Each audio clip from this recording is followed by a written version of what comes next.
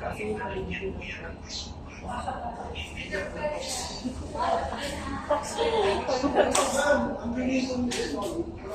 Paligid daw.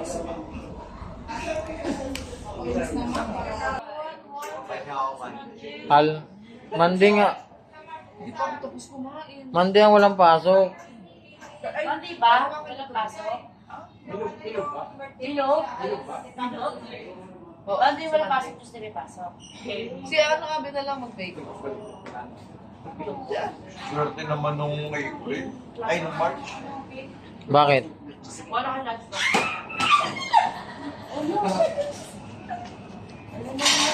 Eh, ano ka na napapasa? Sa akin. Ako, hindi kasi ako Pasa mo sa akin.